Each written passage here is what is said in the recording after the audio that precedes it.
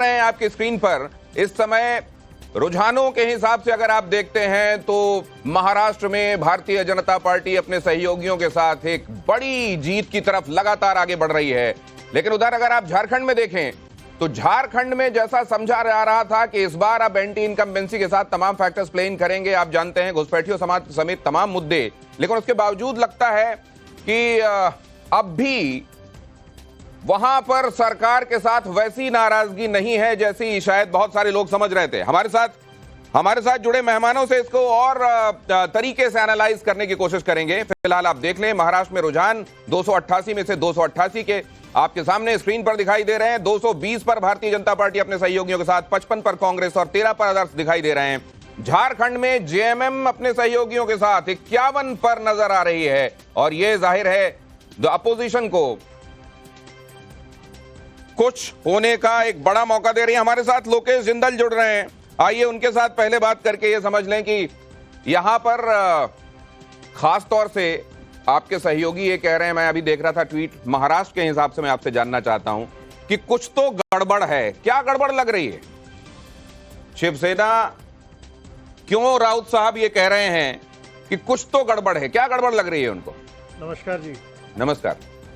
देखिए, गड़बड़ तो ऐसी है कि सोयाबीन के किसान नाराज हैं लेकिन फिर भी भाजपा जीतती है। अगर हम बात करते हैं, हर क्षेत्र के अंदर बेरोजगारी है, महंगाई है, हम देखते हैं कि एक जन आक्रोश है, सभाओं में, रैलियों में जनता का भरपूर उत्साह होता है। आप झारखंड को वेलकम करते हैं और महाराष्ट्र को नहीं करते हैं, ये तो जनादेश, सुनिए, तो दोनों तरह का आपको स्वीकार करना पड़ेगा ना। बिल्कुल, देखिए, हम प्रश्न इन मुद्दों पर उठाते हैं। ठीक है, अगर रैलियों में ऐसा जोश ना होता। महाराष्ट्र की राजनीति से एक बड़ी खबर आ रही है, वो जरा फ्लैश कर दूं आपको, बता दूं जरा, देखिए जनगण का मन, महाराष्ट्र की राजनीति से यह खबर। महाराष्ट्र चुनाव, फडणवीस से मिलने पहुंचे प्रदेश अध्यक्ष। तो क्या अब इस बार जो सीएम होगा वो भारतीय जनता पार्टी का होगा? बीजेपी प्रदेश अध्यक्ष मिलने पहुंचे हैं देवेंद्र फडणवीस से। देवेंद्र फडणवीस ने कल नागपुर में एक बैठक भी की थी जिसमें कई बड़े नेता शामिल थे और उस दौरान भी इस पर मंथन हुआ होगा कि इस बार क्या अपने सीनियर पार्टनर होने का हवाला देते हुए महाराष्ट्र में इस बात को कहा जाएगा कि अब शिंदे साहब अब इधर आने दीजिए कुर्सी। क्या कुर्सी को लेकर वहां कोई खींचतान दिखाई देगी या पहले से इतनी समझदारी बन चुकी है कि क्या होने वाला है? अगर आप स्ट्राइक रेट के हिसाब से देखें तो एकनाथ शिंदे भी ये कह सकते हैं कि देखिए मेरी सीटें, मैं कितने में लड़ रहा था और कितने में मुझे विजय हासिल हो रही है वो आप देखें। लेकिन फिर भारतीय जनता पार्टी का यहां कहना क्या होगा? वैसी ही सरकार दिखाई देगी जैसे अभी तक हम देखते आए हैं या इसमें कोई बदलाव दिखाई देगा? आरपी सिंह साहब हमारे साथ जुड़ रहे हैं। आरपी सिंह साहब, महाराष्ट्र में लोकेश जिंदल कह रहे हैं कि तमाम चीजें ऐसी जो भारतीय जनता पार्टी और सहयोगियों के खिलाफ दिखाई देती है लेकिन जनादेश में वो रिफ्लेक्ट नहीं होती। लोकेश जिंदल साहब शायद अभी भी चुनावी मोड में है, चुनाव खत्म हो चुका है। वो मुझे लगा था कोई सभा कर रहे हैं, जैसे वो सब बातें कर रहे थे। लोगों ने मैंडेट दिया है, आपने अपना पक्ष रखा, हमने अपना पक्ष रखा। लोगों को डबल इंजन की सरकार पसंद आई महाराष्ट्र के अंदर और लोगों को ये अच्छा लगा कि जिस प्रकार से मोदी जी ने वहाँ पर पिछले कुछ सालों में मेहनत कर कर वहाँ पर राज्य की चिंता करी है। लगभग 10 लाख करोड़ रुपए पिछले 10 सालों में केंद्र की ओर से राज्य को मिला है और प्लस वहाँ पर जो हमारी सरकार पिछले 2.5 साल की रही उसमें किस प्रकार से भ्रष्टाचार मुक्त ईमानदार सरकार रही और किस प्रकार से पहले हफ्ता वसूली की सरकार थी, लोगों ने ये भी देखा। तो अब उसको मैंडेट को मानना चाहिए, जैसे हम झारखंड के मैंडेट को हम अगर ये देश का मानस रिफ्लेक्ट हो रहा है आरपी सिंह साहब, तो झारखंड में क्यों नहीं दिखाई दे रहा है ऐसा? मैं कह रहा, आपने मुझे टोक दिया, मैं झारखंड की बात पे आ गया था।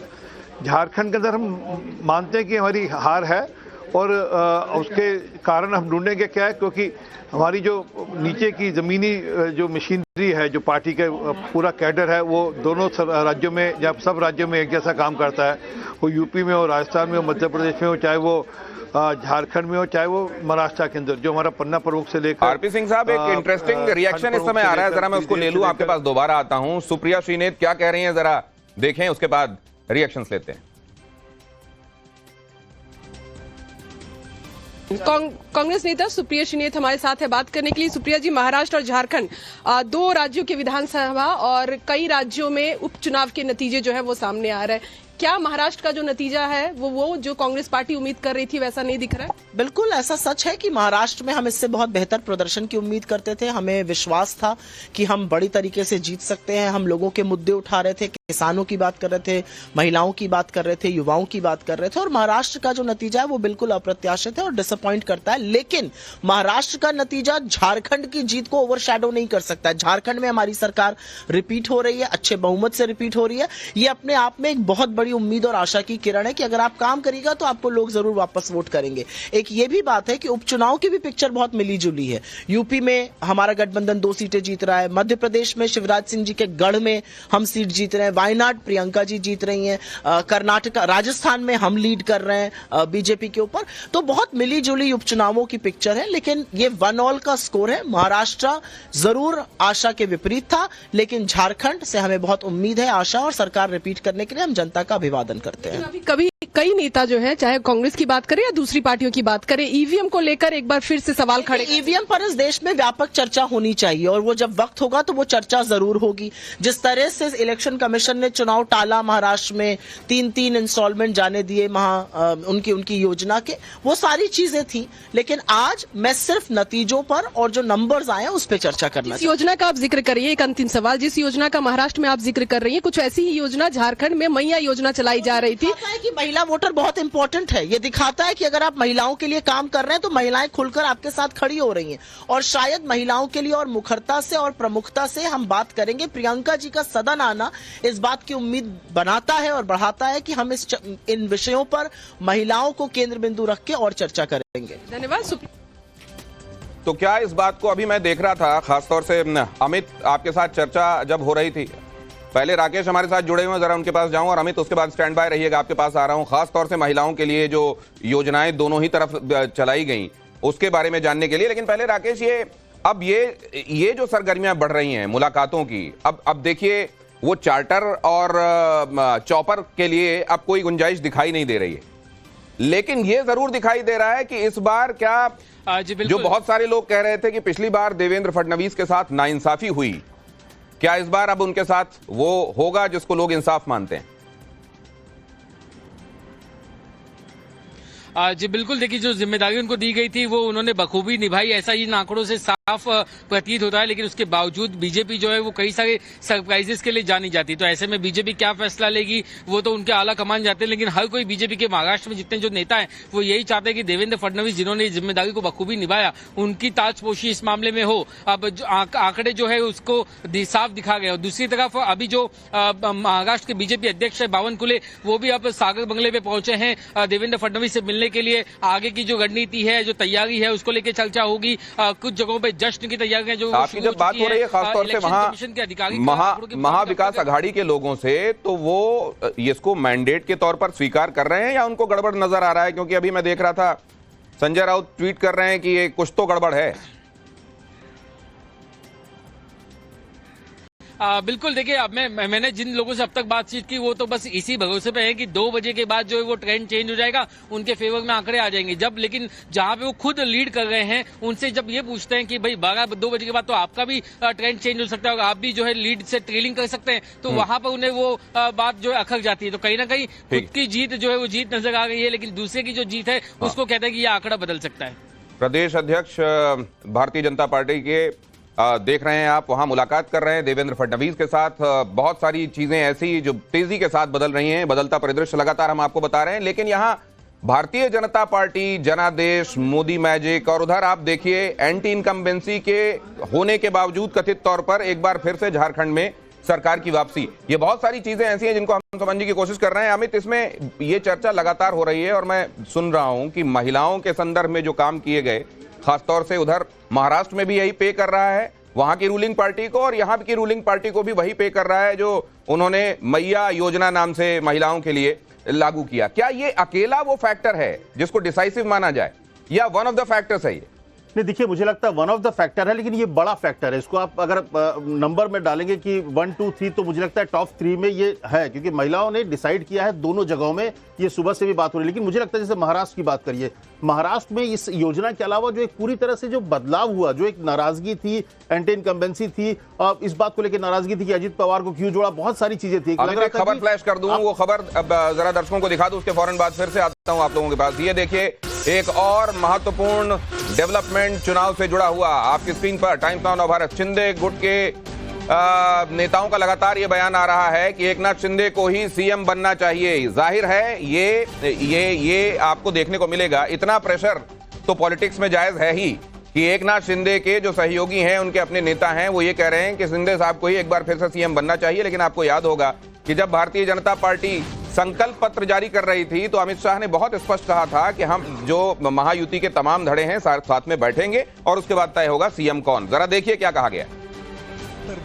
बहुत बड़ी जीत के तौर पर अभी तक दिख रही है। बीजेपी सबसे बड़ी पार्टी बन रही है। मुख्यमंत्री चेहरा भी वहां से निकलने की उम्मीद है, जैसा कि पहले बयान आ रहे थे। क्या कहेंगे? महायुति निर्णय लेंगी, महायुति के नेता लोग निर्णय लेंगे, लेकिन मुझे लगता है मेरा नेता एकनाथ शिंदे साहब है, वो मुख्यमंत्री होना चाहिए। बिल्कुल, लेकिन सर जो आंकड़े सामने आ रहे हैं महायुति के एक तरफा हैं, मतलब किसी कॉम्प्रोमाइज की कोई जरूरत नहीं पड़ेगी सरकार बनाने के लिए।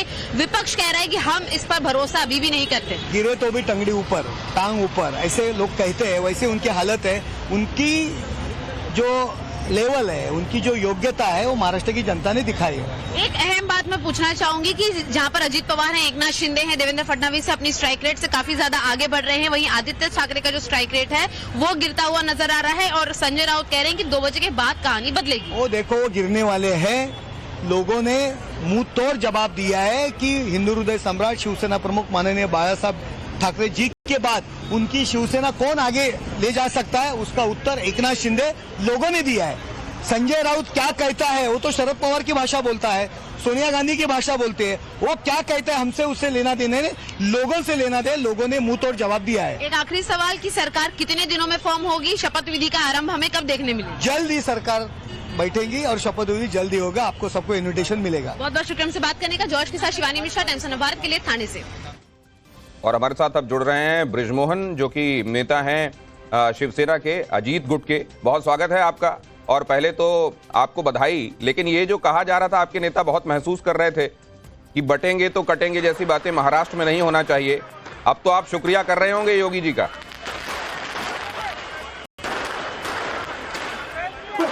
देखिए, हमारा तो आदरणीय अजीत दादा पवार ने भी उस समय कहा था और आज भी हम लोगों का इस मामले में बिल्कुल स्पष्ट सोच है कि हम लोग मतदाता में किसी भी प्रकार का धर्म, जाति या लिंग भेद का अंतर नहीं करते। हमारे लिए सभी मतदाता आदरणीय मतदाता हैं और हम लोग सारे मतदाताओं के लिए सोचते हैं, तो उसमें सभी धर्म, जाति और लिंग के लोग आते हैं।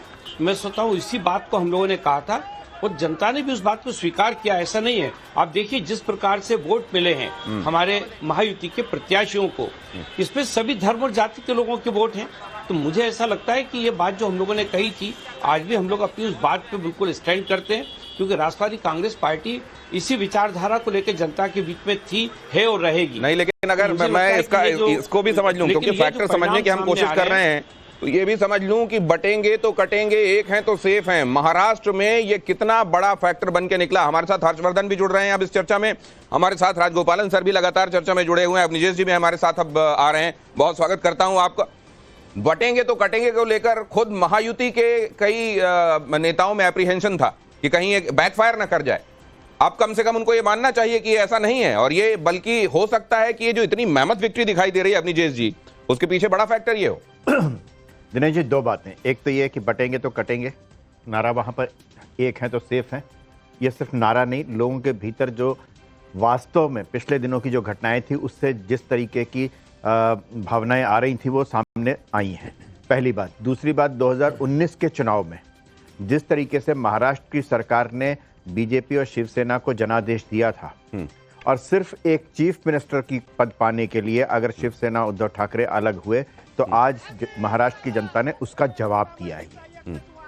महाराष्ट्र की जनता जब ये मैंडेट दे रही है तो झारखंड के संदर्भ में इसको कैसे एक्स्ट्रापोलेट करना चाहिए ये भी मैं समझूंगा, लेकिन इधर आपको ये भी बता दूं, चंदन कियारी विधानसभा, वहां पर 6th राउंड तक अभी अमर कुमार बावरी भारतीय जनता पार्टी के आगे चल रहे हैं। उधर मुजफ्फरनगर में मीरापुर में देख लीजिए क्या है, राउंड 6 चल रहा है। उधर आरएलडी के जो उम्मीदवार हैं वहां मिथिलेश पाल आगे चल रहे हैं। आरएलडी के 17,512 वोटों से अभी बताया जा रहा है कि वो आगे हैं। और इस बीच एक ट्वीट भी आ गया है, वो भी आपको बता दूं। आचार्य प्रमोद कृष्णम का ट्वीट है, महाराष्ट्र को MBA का बेमेल बेतालमेल निकाह कबूल नहीं। निकाह कबूल नहीं लोकेश जिंदल जी, बेमेल बेतालमेल का निकाह। देखिए अब तो रिजल्ट आने के बाद में इस तरह की टिप्पणियां होती रहेगी। अरे इन टिप्पणियों को गंभीरता से लेना चाहिए कांग्रेस बिल्कुल, को। ये वो लोग हैं जो कांग्रेस को इनसाइड आउट जानते हैं। प्रमोद कृष्णम, देखिए बिल्कुल, मैं इसमें कोई भी दो राय नहीं है कि संगठन को और मजबूत होने की आवश्यकता है, अनुशासन की आवश्यकता है और प्रत्येक परिणाम को की समीक्षा करना आवश्यक है और उसमें बार बार किन पहलुओं पर सुधार लाना चाहिए, इन पहलुओं पर ये कुछ ऐसी चीजें हैं जिन पे बहुत दिमाग लगाने की आवश्यकता है, समझ में नहीं आ रही हैं साल दर साल। या आपको लगता है कि बड़ी बड़ी सामान्य सी बातें हैं जो समझने की और काम करने की हैं, लेकिन वो हो नहीं पा रहा। मैं आपसे जानूंगा, लेकिन हर्षवर्धन कैसे देख रहे हैं आप ये पूरी स्क्रीन? झारखंड भी है, महाराष्ट्र भी है। इस बीच एक अहम खबर आ रही है, जरा वो फ्लैश कीजिए। ये झारखंड से जुड़ा हुआ अपडेट आपके सामने रख रहा हूं, वो देख लीजिए। झारखंड रुझान पर रुझान कीजिए इसको। बाबूलाल मरांडी, ये रुझान है, नतीजे कुछ और होंगे क्या? अब भी चीजें कुछ और कंसोलिडेट होंगी, ये सोचा जा सकता है क्या झारखंड के बारे में? हर्षवर्धन, देखिए मुझे लगता है कि जो परिणाम हैं वो बहुत साफ साफ बता रहे हैं कि रणनीति क्या काम करती है और क्या नहीं काम करती है। एक तो ये हर्ष, आपको थोड़ी देर के लिए रोकूं, बाबूलाल मरांडी क्या कह रहे हैं जरा वो सुन लीजिए। बाबूलाल मरांडी हमारे साथ है। सर, जो रुझान आ रहे हैं किस तरह से देखते हैं? देखिए अभी तो तुरंत हुआ है, अभी 2-3 राउंड का चुनाव काउंटिंग हुआ है, आगे काउंटिंग पूरा होगी। अब दोपहर के बाद आते आते आप देखेंगे फिर पिक्चर साफ हो जाएगी। अभी भी उम्मीद है? बिल्कुल 100% उम्मीद है। कैसे लग रहा है ये? नहीं, मैं कह सकता हूँ ना, अभी तो काउंटिंग प्रारंभ ही हुआ है, उसके बाद थोड़ा और इंतजार कर लीजिए, ठीक है? बिल्कुल। तो देखिए बाबूलाल मरांडी हैं, बीजेपी के प्रदेश अध्यक्ष हैं, पूर्व मुख्यमंत्री रहे हैं झारखंड के, और उनको अभी भी ये उम्मीद है कि कहीं ना कहीं जो अभी रुझान। और इसमें अगर आप ये सोच रहे हैं कि सिर्फ पॉलिटिक्स है, क्योंकि पॉलिटिक्स में ऐसा ही होता है कि जब तक आखिरकार सील ना हो जाए मामला तो कोई हार मानने के लिए तैयार नहीं होता। असल में छोटे राज्यों में आप ये भी देखें कि इंतजार करना कई बार पॉलिटिकल पार्टीज ठीक इसलिए समझती हैं क्योंकि मार्जिन का सवाल होता है। और क्या झारखंड के मामले में ये वाकई अब भी भारतीय जनता पार्टी को उम्मीद दे रहा होगा? हर्ष, नहीं, भारतीय जनता पार्टी बिल्कुल उम्मीद करेगी, उम्मीद करना चाहिए, हर पार्टी को करना चाहिए। लेकिन मैं ये कह रहा हूं कि इन दोनों राज्यों को आप देखिए, भारतीय जनता पार्टी ने जो बटेंगे तो कटेंगे का नारा दिया, उसका रिस्पांस जो है, एक है तो सेफ है का नारा दिया। लेकिन इसका जो बेसिक है जरा उसको समझिए। राष्ट्रीय स्वयंसेवक संघ जिस तरह से महाराष्ट्र में काम करता है, जिस तरह से झारखंड में काम करता है, इन परिणामों के बावजूद मैं कह रहा हूं उसको आप जरा ध्यान से देखिए। जिस विदर्भ में कहा जा रहा था कि लोकसभा में जिस तरह के परिणाम आए भारतीय जनता पार्टी आउट हो गई, वो तो बचने वाली ही नहीं। मराठवाड़ा और विदर्भ को लेकर कहा जा रहा था कि ये महाविकास अघाड़ी को लीड दे देंगे। मैं पहले दिन से इस पर स्टिक कर रहा था कि महायुति में सिर्फ शिवसेना और भाजपा मिलकर 145 प्लस होंगे, अजीत पवार अतिरिक्त तो होंगे। ये मैं लगातार कह रहा था। क्यों कह रहा था? क्योंकि जिस सोशल इक्वेशन की बात करते हैं वो social equation Bharatiya Janata party के पक्ष में गया और उन्होंने उसको एक तरह से कहें कि फिर से दुरुस्त किया। दूसरी जो बात है वो जिसको कहते हैं कि बहुत ज्यादा ओवर कॉन्फिडेंस हो जाना, जो लोकसभा चुनाव में दिखा था, महाराष्ट्र में वो अपने आप उन्होंने ठीक किया। जो उस वक्त के बयान थे, भाजपा नेताओं के बयान थे, और अभी आप देखिए देवेंद्र फडणवीस कह रहे हैं कि वोट जिहादिस्ट और एनार्किस्ट से लड़ने के लिए हमें संघ की आवश्यकता है। झारखंड में क्या हुआ? आपने हेमंत सोरेन पर हमला किया, उनको भ्रष्टाचारी बताने की कोशिश की, वो काम नहीं किया। हेमंत सोरेन के साथ क्या एंटी इनकम्बेंसी चल रही थी, लेकिन फिर बाद में सिंपैथी ने, उनके साथ जो सिंपैथी है उसने एंटी इनकम्बेंसी को नल कर दिया। लेकिन पुलकित नागर हमारे साथ जुड़ रहे हैं और उनके पास चलते हैं मीरापुर का हाल जानने के लिए। आरएलडी ने वहां से यह भी कहा था कि यहां बाहर के लोग बुलाए गए हैं, मदरसों में ठहरे हुए हैं, असलहे के साथ आए हैं और वोट की जो प्रोसेस है उसमें व्यवधान डाल रहे हैं। पुलकित हमारे संवाददाता वहां से जुड़ रहे हैं। अब तो मार्जिन ठीक ठाक लग रहा है अभी तक पुलकित, और लग रहा है आरएलडी सीट निकाल लेगी।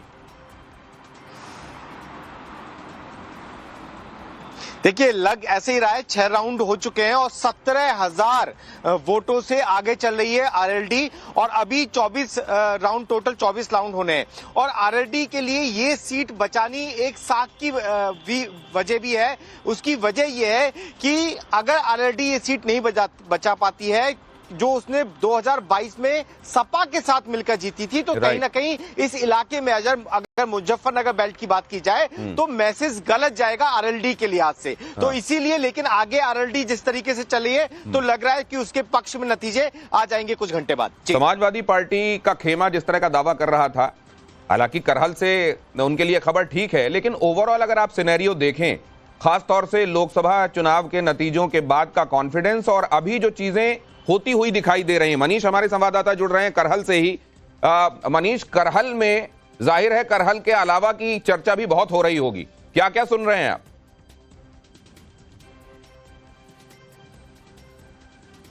देखिए बिल्कुल दिनेश, करहल की चिंता शायद अखिलेश यादव को कम है क्योंकि सैफई उनका गढ़ माना जाता है और सैफई के बगल की ये सीट है, लेकिन चर्चा बाकी जगह की ज्यादा हो रही है। मीरापुर की चर्चा हो रही है, खासतौर पर कुदरकी की चर्चा जोरों पर है। कुदरकी पे समाजवादी पार्टी ये मानकर चलती है कि उसका गढ़ रहा है और मजबूत गढ़ रहा है क्योंकि माइनॉरिटी वोट बैंक वहां पर अच्छी खासी तादाद में है। तो ऐसे में मीरापुर जो कुदरकी सीट है वो झटका समाजवादी पार्टी के लिए एक बड़ा हो सकता है, ऐसी संभावना समाजवादी पार्टी के नेता भी जता रहे हैं। इसके अलावा फूलपुर से भी समाजवादी पार्टी को उम्मीदें थी, खैर में कांटे की टक्कर बताई जा रही थी, लेकिन वहां पर बीजेपी उम्मीदवार आगे चल रहा है। थोड़ी सी खुशखबरी ईवीएम को लेकर तो बात नहीं सुन रहे हैं ना आप? वहां नई सीट से जरूर आ रही है जहां पर शोभावती वर्मा अभी आगे चल रही है जो कि समाजवादी। जी दिनेश, ईवीएम को लेकर अभी ठीकरा फूटना शुरू तो नहीं हुआ?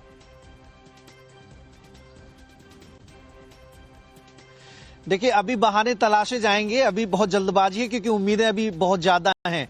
तो ऐसे में जो रुझान आ रहे हैं, जो अभी तक की जो राउंड की मतगणना हुई है उसके हिसाब से अभी चीजों को आगे समय के लिए थोड़ा सा होल्ड किया गया है, लेकिन बहाने का जो दौर होता है। सर भी हमारे साथ जुड़े हुए हैं। सर प्रशासन पर ये मैंडेट जो है, ये मैं अभी तक जो देख रहा हूं एनालिसिस चर्चा का, भारतीय जनता पार्टी और उनका खेमा झारखंड को भी मैंडेट के तौर पर सहर्ष स्वीकारता हुआ दिखाई दे रहा है, लेकिन दूसरे खेमे में मैं अभी भी ईवीएम कुछ गड़बड़ है, इस तरह की चर्चा सुन रहा हूं।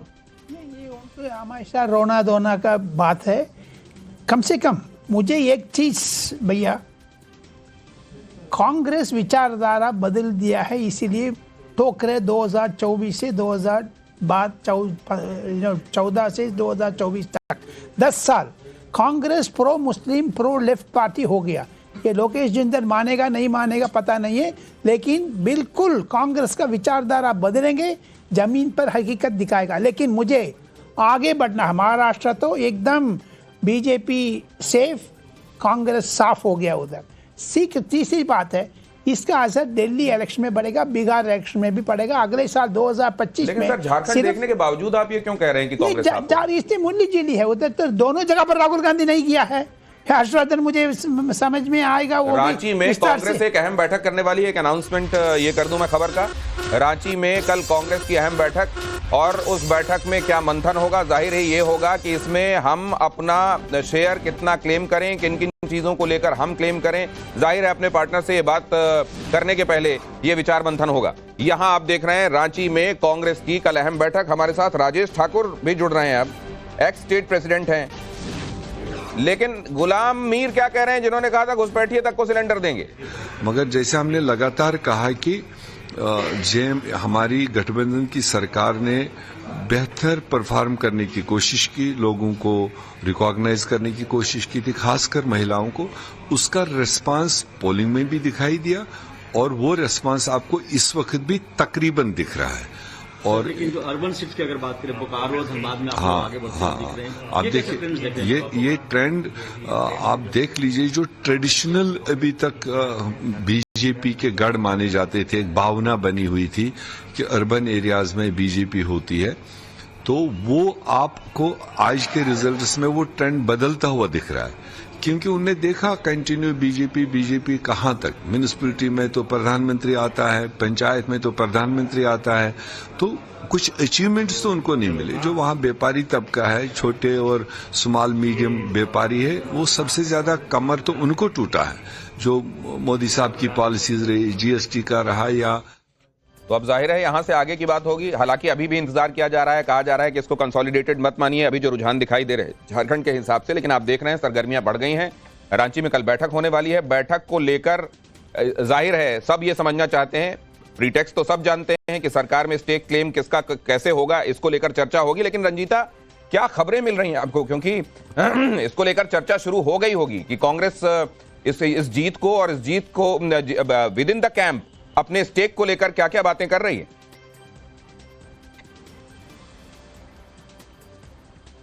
बिल्कुल, देखिए कांग्रेस के लिए थोड़ी बेहतर स्थिति जरूर बन रही है, क्योंकि झारखंड ने इज्जत बचा ली है। झारखंड में एक बार फिर गठबंधन की सरकार बनती हुई दिख रही है। कांग्रेस हालांकि एक बड़े भाई की भूमिका में नहीं, लेकिन हम कह सकते हैं कि कांग्रेस का प्रदर्शन जिस तरह का लग रहा था, लगभग उसी तरह का प्रदर्शन कांग्रेस झारखंड में करती हुई नजर आ रही है। महाराष्ट्र के नतीजे को लेकर जरूर निराश है, वायनाड की जीत को लेकर कांग्रेस में खुशी, क्योंकि प्रियंका गांधी वाड्रा अब संसद में दिखेंगी। झारखंड को लेकर क्या रणनीति है? कल विधायक दल की बैठक रांची में बुलाई जाएगी, इस तरह की खबर निकल कर आ रही है। वहीं जो 3 ऑब्जर्वर कांग्रेस ने नियुक्त किए थे अलग अलग राज्यों में, महाराष्ट्र में भी किए थे, झारखंड में भी किए, तो ऑब्जर्वर से अभी हमारी बातचीत हो रही थी। उन्होंने कहा कि क्योंकि आज पूरा दिन जो है वो रोक रहा हूं जरा, देवेंद्र फडणवीस देखिए लगातार फोन पर हैं। बड़ा एक स्ट्राइक रेट अभी तक के हिसाब से, अगर आप ये माने जो रुझान है, अगर वो नतीजों में बदल जाते हैं तो 86% का स्ट्राइक रेट ये दिखाई दे रहा है भारतीय जनता पार्टी का महाराष्ट्र के संदर्भ में। यहां पर 149 सीटों पर लड़ी है कुल भारतीय जनता पार्टी और 128 पर आगे चल रही है और 86% का स्ट्राइक रेट। जाहिर है देवेंद्र फडणवीस के पास खुश होने का बड़ा मौका है ये, लेकिन साथ में बहुत सारी चीजें उनको आगे के हिसाब से अब यहां से व्यवस्थित करते भी चलनी है। और यही सरगर्मी आप देख रहे हैं यहां स्क्रीन पर, आपकी स्क्रीन पर ये एकदम ताजे शॉट्स हैं, लाइव आ रहे हैं जो मैं आपको दिखा रहा हूं। और इसमें आप देख रहे हैं देवेंद्र फडणवीस लगातार फोन पर व्यस्त हैं। क्या बात हो रही होगी इसको लेकर बहुत सारे लोग कौतूहल में भी होंगे और बहुत सारे लोगों को मालूम होगा कि एक्चुअली जो बात चल रही है वो क्या हो रही है। आपको मैं इसकी तर्जुमानी करवाऊंगा, अपने रिपोर्टर से के पास जाऊंगा, अमित को खासतौर से स्टैंड। अगर अमित मेरे साथ जुड़े हुए हैं तो उनके पास मैं जाना चाहूंगा, लेकिन इस बीच शिवानी मेरे साथ जुड़ रही हैं। शिवानी के पास क्या अपडेट है, आइए उनके पास चलते हैं। शिवानी, बिल्कुल सीधी तस्वीरें आपको एकनाथ शिंदे के घर के बाहर दिख रही है। नरेश मस्के नजर आ रहे हैं मिठाइयां खिलाते कार्यकर्ताओं को, और साफ तौर पर ये महत्वपूर्ण तस्वीरें इसलिए भी है क्योंकि भाजपा के लिए ऐतिहासिक पल महाराष्ट्र में है, पहली बार इतनी बड़ी विजय। और एकनाथ शिंदे का स्ट्राइक रेट अगर आप देखेंगे तो लोकसभा में भी ज्यादा था, और फिलहाल विधानसभा के जो आंकड़े सामने आ रहे हैं उसमें भी जो मिठाइयां खिलाने का सिलसिला है ये काफी ज्यादा बड़ा हुआ है। कार्यकर्ता जो है वो झंडे लेकर यहाँ पर मौजूद है, और यहाँ पर आप देख सकते हैं कि पार्टी का झंडा लहराते हुए नजर आ रहे हैं। विजय मंत्र जो है वो लोगों को बांटते हुए नजर आएंगे। नरेश मस्के से मैं एक बार एक सवाल लेना चाहूंगी। नरेश जी, मिठाइयां खिला रहे हैं आप कार्यकर्ताओं को, मिठाइयां खिला रहे हैं, ऐतिहासिक जीत है, स्ट्राइक रेट बेहद ज्यादा है। ये देखो, माननीय मुख्यमंत्री एकनाथ शिंदे साहब, उप मुख्यमंत्री देवेंद्र फडणवीस, अजीत दादा, मंत्रिमंडल के उनके सहकारी, हमारे आमदार लोग और हमारे महायुति के कार्यकर्ता पदाधिकारी, उन्होंने जो काम किया है, हमारे सरकार में जो काम किए, युति के महाराष्ट्र के हर एक स्तर के लिए काम किया है, उसकी ये जीत है। मुख्यमंत्री ये सवाल पूछिए जल्दी। हमारा नेता, मेरा नेता एकनाथ शिंदे साहब है, मैं पार्टी का कार्यकर्ता हूँ, मुझे लगता है मेरा नेता मुख्यमंत्री होना चाहिए। चलिए, बहुत पॉलिटिकली करेक्ट स्टेटमेंट उन्होंने दिया है। मुझे लगता है मैं अपने नेता को ही मुख्यमंत्री देखना चाहता हूं। लेकिन राजेश ठाकुर हमारे साथ जुड़ रहे हैं उधर, चलिए झारखंड भी देखते चले हम। राजेश ठाकुर प्रेसिडेंट रहे हैं कांग्रेस के झारखंड के भीतर, तो वो इस स्थिति को कैसे देख रहे हैं? और वहां खास तौर से एक बात मैं आपसे जानना चाहता हूं कि कल्पना सोरेन का पीछे चलना, 4 मंत्रियों का जो रहे हैं अभी सरकार में, उनका पीछे चलना, क्या यह दिखाता है कि एंटी इनकम्बेंसी जबरदस्त रही है? वो तो एक सिंपैथी रही हेमंत सोरेन के लिए, जिसके चलते यहां पर स्थितियां आपके फेवर में दिखाई दे रही हैं। राजेश ठाकुर जी,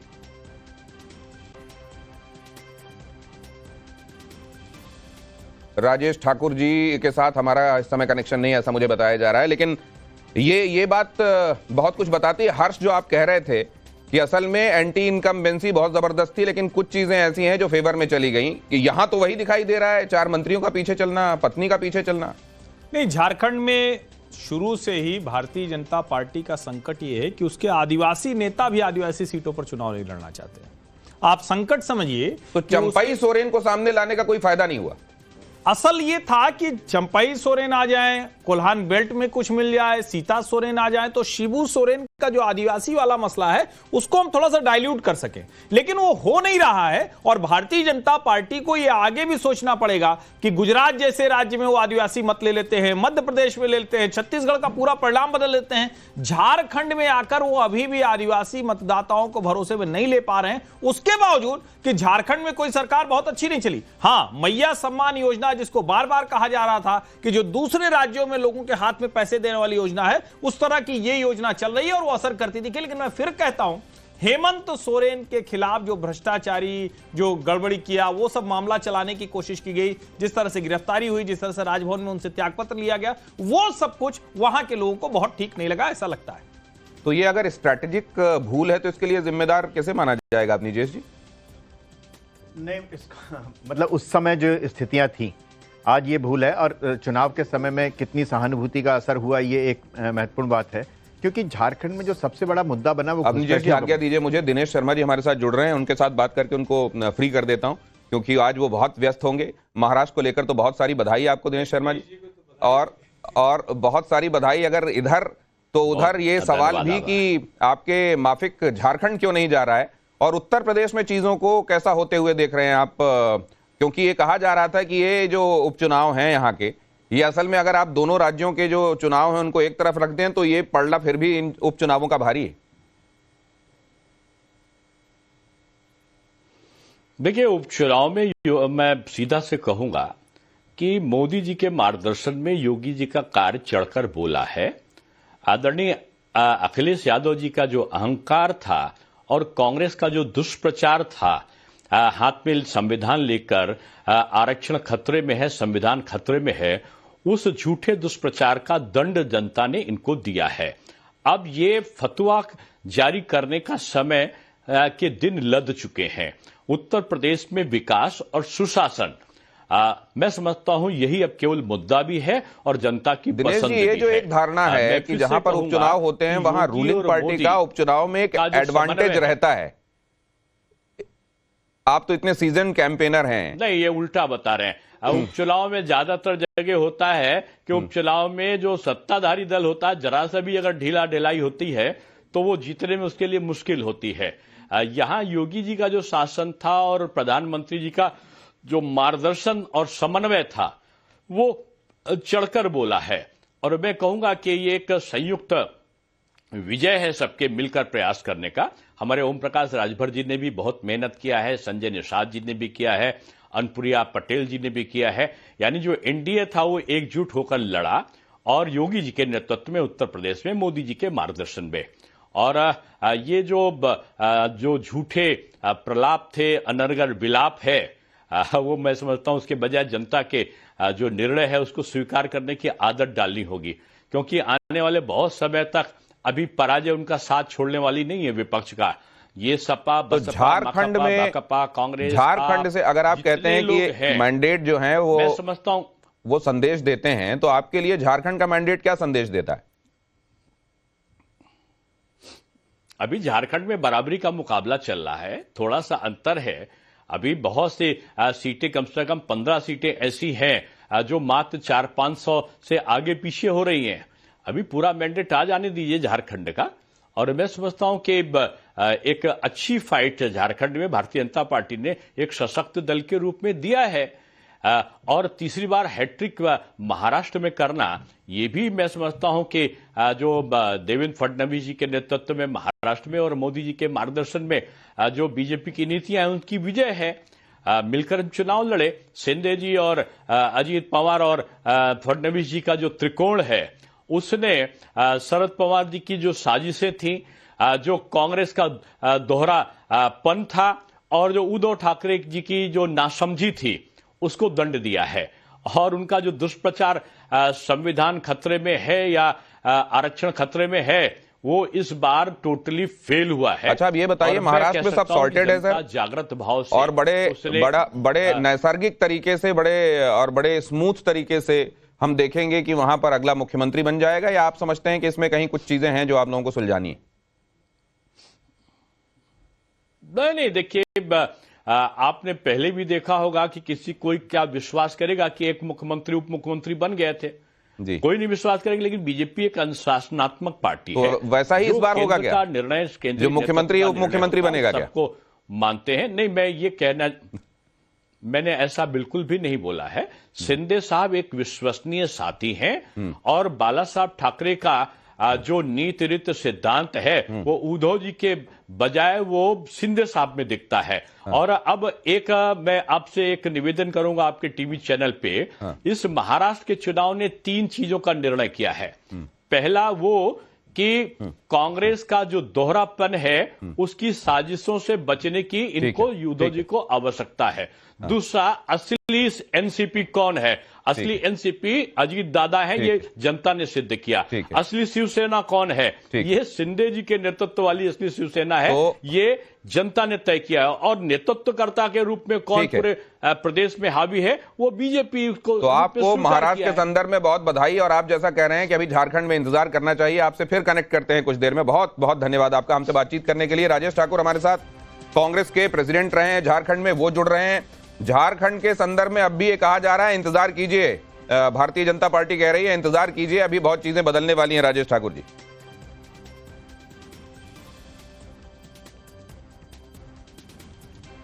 राजेश ठाकुर जी आवाज मिल रही है ना आपको? राजेश ठाकुर अभी शायद मुझे सुन नहीं पा रहे हैं। राजेश ठाकुर जैसे ही कनेक्ट होते हैं वापस मुझे उनके पास ले चलिएगा। और एक बार फिर से ये समझने, राजेश ठाकुर आप जुड़ गए हैं क्या आप हमारे साथ?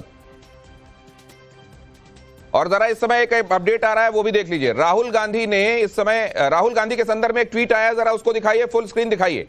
ये देखिए अभी क्या ट्वीट आया है, ये भी आपके सामने रख रहा हूं यहां पर आपके सामने। अब तक 89 हार, 89 यहां पर ये फिगर आप देख रहे हैं, और उसके सामने राहुल गांधी चिंताग्रस्त मुद्रा में दिखाए जा रहे हैं। ये ट्वीट किया गया है, अब तक 89 हार। क्या ये इस समय झारखंड को देखने के बावजूद ये जो पिक्चर सामने रखी जा रही है, ये लोगों के साथ वैसी ही कनेक्ट करेगी? ये भी मैं जरा समझना चाहता हूं। लोकेश जिंदल, ये देख रहे हैं आप,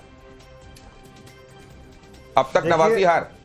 देखिए, ये सब टिप्पणियां परिणाम के बाद में लोग करते रहेंगे, लेकिन झारखंड की अगर मैं बात करता हूं, आप उसका विश्लेषण क्यों नहीं करते? देखिए, पलामू की मैं बात करता हूं, जो कोल्हान पूरा जो एरिया है, कोल्हान, संथाल, इन्होंने एक तरह से पूरी तरह जेएमएम और कांग्रेस को वोट दिए हैं। यहां पर बीजेपी कहीं नहीं दिखी। केवल उत्तरी छोटा नागपुर का जो एरिया है, उसका एरिया अगर हम छोड़ दें तो और कहीं पर बीजेपी का कोई बहुत सिग्निफिकेंट विन जो है नहीं दिख रहा है। इसका मतलब ट्राइबल इलाकों तक रीच आउट करने में बीजेपी पूरी तरह से फेल हुई है। महाराष्ट्र में भी मैं अगर आदिवासी इलाकों की बात करूं, गढ़चिरौली और उसके ऊपर जो कॉन्स्टिट्यूएंसीज है, वहां पर कांग्रेस के उम्मीदवार जीते हैं। तो कांग्रेस एक तरह से दलित और भारतीय जनता पार्टी के पास खुश होने का मौका है इस समय। वो तस्वीरें भी आपको दिखा रहा हूं जो मैं कुछ देर पहले आपको खबर बता रहा था कि भारतीय जनता पार्टी का पूरा खेमा उत्साहित है। प्रदेश अध्यक्ष को गले लगाते हुए देवेंद्र फडणवीस आपको दिखाई दे रहे हैं। अपनी बात पूरी कीजिए लोकेश जी। तो मैं ये कहूंगा कि ऐसा कह देना कि कांग्रेस हारी है, ये बिल्कुल गलत है। हाँ, बिल्कुल मैं ये स्वीकार करता हूं कि महाराष्ट्र में भाजपा को एक बहुत बड़ी जीत मिली है और उनके अलायंस को एक बहुत बड़ी सफलता मिली है, लेकिन इसको एक तरह से कांग्रेस की पूरी तरह हार करके डिक्लेयर कर देना राजनीतिक समझ नहीं है। कांग्रेस का इतिहास रहा है कि हार के बाद वापस एक बहुत बेहतरीन जीत के साथ कांग्रेस लेकिन जहां उभर कर आई, खासतौर से झारखंड के सिलसिले में अगर आप इसको जीत के तौर पर अभी एनालाइज कर भी रहे हैं जी, तो कांग्रेस का अपने बूते पर, अपने दम पर वहां पर कुछ करिश्मा कर दिखाना, ये अगर होता तो फिर आप खम ठोक कर ये बात कह सकते हैं। इस पर टोकूंगा आपको।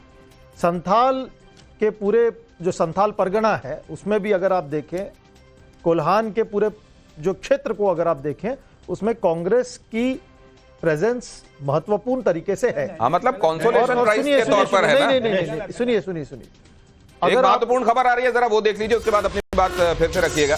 यहां जरा देखिए, जनगण का मन, महाराष्ट्र, झारखंड और साथ में उपचुनावों के संदर्भ में लगातार बिहार उपचुनाव पर इस वक्त की बड़ी खबर। बिहार में चारों सीटों पर एनडीए आगे चल रही है। तो इससे ये बात भी स्थापित हो जाती है कि प्रशांत किशोर बड़े स्ट्रेटेजिस्ट रहे, उनकी पार्टी ने चारों ही सीटों पर चुनाव लड़ा, उनका क्या और बाकी उधर आरजेडी का क्या। हमारे साथ साकेत जुड़ रहे हैं, आइए उनके पास चढ़े। साकेत, क्या क्या अपडेट्स हैं आपके पास? आशुतोष, आप भी स्टैंड बाय रहिएगा, आ रहा हूं आपके पास। देखिए, जहां तक बिहार उपचुनाव की बात है, चारों सीट पर एनडीए आगे है और जैसा कि आपने भी कहा कि प्रशांत किशोर ने चारों सीटों पर अपना उम्मीदवार खड़ा किया था और उनके लिए ये कह सकते हैं कि टेस्ट था, लिटमस टेस्ट जो कहते हैं वो था इनके लिए। अगर इस चुनाव में प्रशांत किशोर अच्छा नहीं कर पाए तो फिर 2025 के चुनाव में उनको बहुत मुश्किल होगी। और दूसरी तरफ तेजस्वी यादव के लिए भी कहीं ना कहीं एक खतरे की घंटी है, क्योंकि चारों सीट पर तेजस्वी यादव ने बाजाबता जाकर रोड शो किया, कई कार्यक्रम किए और इन सीटों पर अगर वो हारते हैं तो ये उनके लिए भी, चूंकि अब बहुत समय नहीं है, इसके बाद झारखंड और महाराष्ट्र के बाद अब बिहार के चुनाव की तैयारी शुरू हो जाएगी, 1 साल का वक्त बचा है, तो ऐसे में उनके लिए बहुत मुश्किल होगा और कहीं ना कहीं इसका बेनिफिट एनडीए को मिलेगा, जो एक कह सकते हैं आत्मविश्वास एनडीए का वो बढ़ेगा वहां पर। दूसरी तरफ मैं झारखंड चुनाव की बात करूं, मैं अभी रांची में ही मौजूद हूं दिनेश जी, और मेरे पीछे आप देखिए ये मुख्यमंत्री आवास है, हेमंत सोरेन अभी भी अपने आवास के अंदर है, क्योंकि यहाँ जो लड़ाई है वो नेक टू नेक लड़ाई थी, बहुत टफ फाइट था, ये पहले से पता था। और अभी भी भले ही महागठबंधन ने जो जादुई आंकड़ा है उसको पार किया है रुझानों में, लेकिन अभी भी एक एक कदम फूक फूक कर राजनीतिक पार्टियां उठा रही है। हेमंत सोरेन के घर में किस तरह से सन्नाटा है मुख्यमंत्री आवास में, वो आप देख सकते हैं, क्योंकि ये तमाम जो राजनीतिक पार्टियां हैं, नेता हैं, वो जब तक कुछ क्लियर नहीं आ जाता, क्लियर कोई नतीजा नहीं आता है, तब तक कुछ भी बोलने से इनकार किया जा रहा है। अभी हमसे थोड़ी देर पहले बाबूलाल राजेश ठाकुर जुड़ गए हैं। साकेत, मैं आपके पास आता हूं दोबारा। राजेश ठाकुर बड़े मुश्किल से एक बार फिर से हमारे साथ, और उम्मीद करता हूं इस बार उनको आवाज पहुंच रही होगी। आवाज आ रही है ना राजेश जी इस बार? जी जी बिल्कुल आ रही है। झारखंड के संदर्भ में आपको बधाई देने के लिए मैं कब से कोशिश कर रहा हूं, लेकिन आपको आवाज पहुंच ही नहीं रही है। ये बताइए, ये झारखंड में जो आप देख रहे हैं, वैसा ही कुछ आपको महाराष्ट्र में होता क्यों नहीं दिखाई दे रहा है? नहीं, देखिए, महाराष्ट्र और झारखंड की पॉलिटिक्स अलग अलग है, और जो झारखंड में हमें दिखाई दे रहा है वो इसलिए दिखाई दे रहा है कि जो हमने कहा था वो हमने किया है। हमारी सरकार थी और हमने सरकार में रहते हुए जो भी लोगों से वायदे किए थे उसको पूरा करने का काम किया, और नतीजा आपके सामने है। नहीं, ये आप जेएमएम के नाव पर अपनी भी एक तरीके से वैतरणी पार हो गई, इसको आप इस तरीके से देखते हैं? आप समझते हैं कि ये कांग्रेस का करिश्मा है जो दिखाई दे रहा है? नहीं, ये बात आप वहां शिवसेना वालों से भी कह रहे हैं कि नहीं कह रहे हैं कि शिंदे की वजह से वैतरणी पार? अरे उनका 86% स्ट्राइक रेट है, आप देख रहे हैं। भारतीय जनता पार्टी का अपना स्ट्राइक रेट इतना ज्यादा है कि उनसे ये सवाल नहीं पूछा जा सकता। नहीं, देखिए, भारतीय जनता पार्टी के उस पे नहीं होना चाहिए बात, तोड़ने की बात नहीं होनी चाहिए, जोड़ने की बात होनी चाहिए। आप जानते हैं इंडिया गठबंधन एक है, तो चाहे कोई जीते उससे लोगों को तकलीफ क्यों होती है? हमें लगता है कि बीजेपी के उस पे टोन पे नहीं चलना चाहिए कि तोड़ो जोड़ो, इस तरह की बात नहीं होनी चाहिए। सीधी बात यह है कि इंडिया गठबंधन सरकार बना रही है, उसको बनने दीजिए। बहुत धन्यवाद हमसे बातचीत करने के लिए। आप कह रहे हैं कि इसको इंडी को आप एक ब्लॉक के तौर पर देखें, उनमें कहीं कोई बटाव नहीं है, कम से कम ऐसा दिखाई तो नहीं देता है। माफ कीजिएगा राजेश जी, आप इसको कह रहे हैं, आपको कहना ही इसलिए पड़ रहा है क्योंकि ऐसा है नहीं। बहुत शुक्रिया हमसे बातचीत करने के लिए।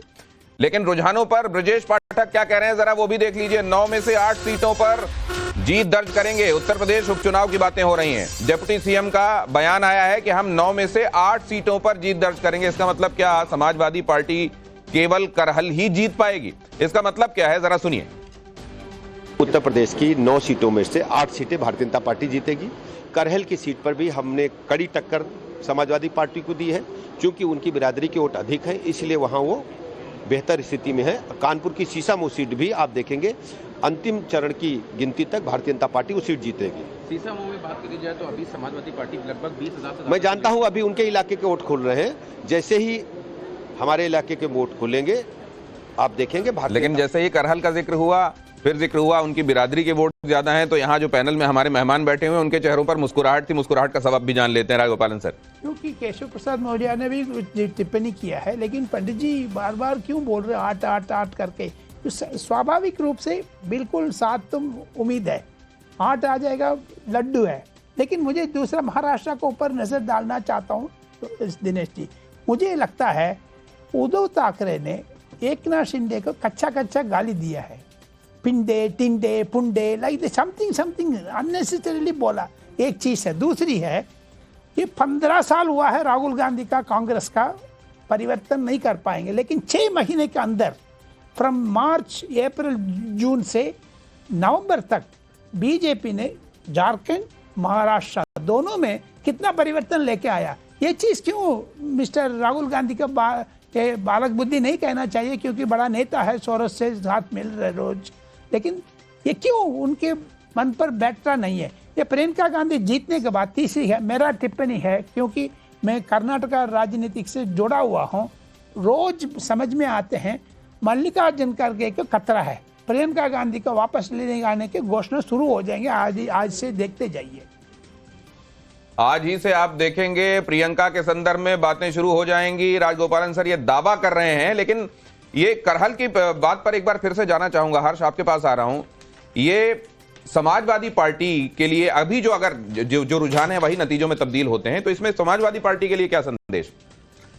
देखिए, समाजवादी पार्टी के लिए संदेश की अगर बात करेंगे तो ठीक है, ब्रजेश पाठक जी तो अभी अति उत्साहित चल रहे हैं। योगी जी ने चूंकि पूरी ताकत लगा के चुनाव यहाँ तक खड़ा कर दिया है, लेकिन सच ये है जो सीटें जहाँ पीछे हम लोग चल रहे हैं, बहुत कम मार्जिन है, 3-4 हज़ार वोटों से पीछे हैं, और अच्छा परिणाम जो है मुझे लगता है बहुमत में समाजवादी पार्टी सीटें समाजवादी विचारों के हैं और हमेशा रहेंगे। समाजवादी पार्टी करहल से ये रिएक्शन, अपनी बात पूरी कीजिए हर्ष। 5 से अधिक सीट अगर भारतीय जनता पार्टी जीत जाती है तो यकीन मानिए अखिलेश यादव का 37 सीटों का लोकसभा वाला जो उत्साह, जो मोमेंटम है, वो ध्वस्त हो जाएगा।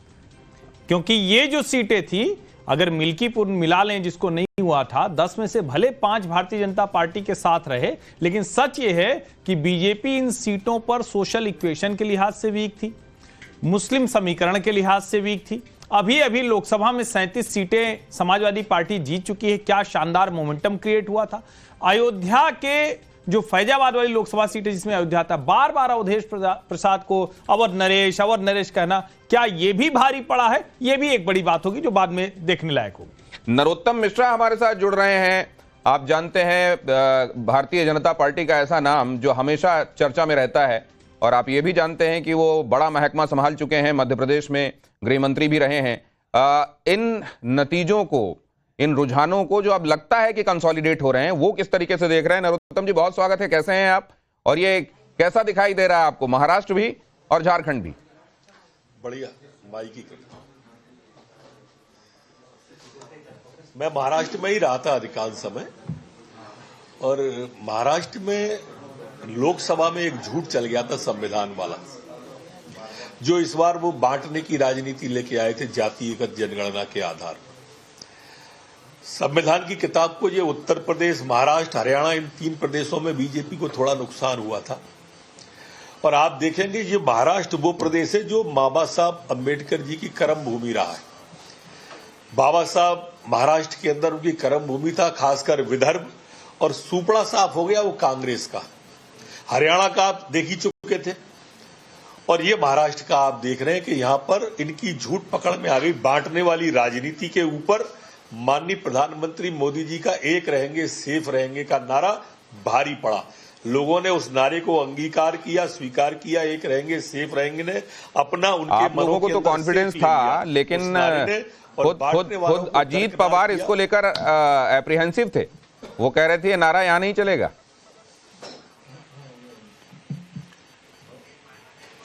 नहीं, अजीत पवार जी का कहना अलग विषय था। वो एक, चूंकि उनकी पार्टी ने कई लोग इस तरह के लड़ाए हुए थे, लेकिन परिणाम आप देखिए, अजीत पवार जी भी बहुत अच्छे जीते, शिंदे गुट भी पूरा तरह से जीता है, भारतीय जनता पार्टी भी 125 सीटें जीती है। बाकी सारे दल, आज आप देखना है तो कांग्रेस को देखो जो 100 से ऊपर सीटें लड़ी और 20 सीट पे आ गई। आप पवार साहब को देखो जो 14 सीट पे आ गए, जो कभी जादूगर कहलाए जाते थे एक दौर में। आप उद्धव जी की शिवसेना को ले लो, 20 सीट पे आ गई। कुल पूरा इनऑल 288 में से 56 सीट पे अटकी हुई है ये पूरी की पूरी महाअघाड़ी। अब ये ना अघाड़ी हो गई पिछाड़ी, लेकिन आपके बड़े नेता हेमंत बिस्व शर्मा, चौहान साहब खुद वहां लगे हुए थे झारखंड में और लग रहा था कि अब तो चीजें एकदम भारतीय जनता पार्टी के फेवर में वो कर देंगे, लेकिन उसके बावजूद ये क्यों दिखाई दे रहा है झारखंड?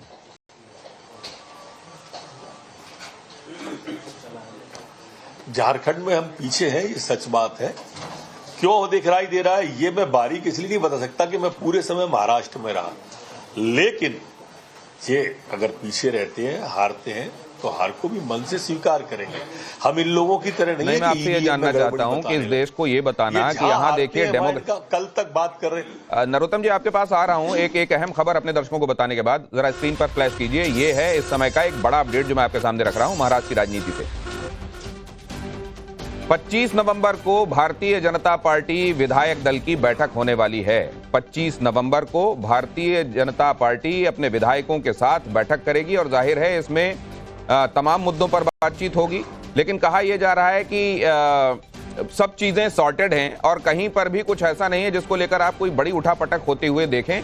बस ये है कि इसके बाद की जो चीजें हैं, प्रोसेस है, वो प्रोसेस जरूर आपको होता हुआ दिखाई देगा। लेकिन भारतीय जनता पार्टी ये कह रही है कि हमारे यहाँ कभी भी सत्ता को लेकर, कुर्सी को लेकर आपको बहुत उठापटक होती हुई दिखाई नहीं देगी। 25 तारीख को विधायक दल भारतीय जनता पार्टी का महाराष्ट्र में बैठक करने वाला है। एकनाथ शिंदे के समर्थक, उनके नेता मिठाई बांटते हुए, एक दूसरे का मुंह मीठा कराते हुए, जलेबी की चर्चा उतनी नहीं हो रही है, लेकिन लड्डू जरूर यहां पर आपको दिखाई दे रहा है।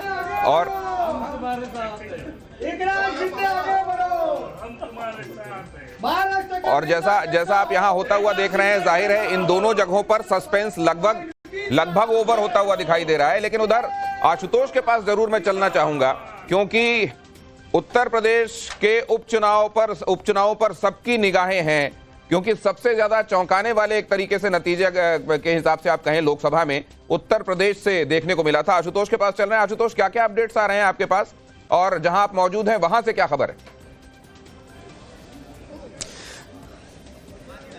देखिए, इस वक्त मैं फूलपुर विधानसभा क्षेत्र में मौजूद हूं और यहां पर मतगणना जारी है। लगभग 14 जो राउंड की मतगणना के बाद जो बीजेपी के प्रत्याशी हैं दीपक पटेल, वो लगभग 5000 वोटों से आगे हैं। देखिए, अगर पूरे उस उपचुनाव की बात करें तो कहीं ना कहीं भारतीय जनता पार्टी के लिए एक साख का सवाल हो गया था, क्योंकि इस उपचुनाव को 2027 के सेमीफाइनल के तौर पर देखा जा रहा था। और लोकसभा चुनाव के बाद बीजेपी ने पूरे होमवर्क के साथ इस उपचुनाव में प्रतिभाग किया है। देखिए, खुद जो 9 सीटें थी, 9 सीटों पर खुद सीएम योगी आदित्यनाथ 2-2 बार उन्होंने रैलियां की। इसके बाद हर विधानसभा जो सीट थी वहां पर 3-3 मंत्रियों की ड्यूटी लगाई गई थी। इसके अलावा जो दोनों डिप्टी सीएम थे वो लगातार कहीं ना कहीं मॉनिटरिंग कर रहे थे। और इस फूलपुर विधानसभा सीट की हम बात करें तो यहां से डिप्टी सीएम केशव प्रसाद मौर्य की भी प्रतिष्ठा दांव पे थी, क्योंकि पिछली बार हमने देखा था कि फूलपुर में तो हालांकि बीजेपी के जो प्रत्याशी थे वो जीते थे लोकसभा में, लेकिन प्रयागराज की जो सीट थी, इससे जस्ट सटी हुई सीट थी, वहां पर बीजेपी को मात खाना पड़ा था। और इसके अलावा खुद जो डिप्टी सीएम केशव प्रसाद मौर्य थे वो सिराथू की सीट से हार गए थे। तो ऐसे में उनकी भी प्रतिष्ठा इस उपचुनाव से लगी हुई थी और उनकी ड्यूटी यहां पर लगाई गई थी। और अभी तक के फिलहाल जो नतीजे हैं उससे बीजेपी बिल्कुल संतुष्ट नजर आ रही है। देखिए, इस उपचुनाव के लिए आशुतोष आपके पास आता हूं। हालांकि आप जहां मौजूद हैं वहां ढोल नगाड़ों की आवाज आनी शुरू हो गई है।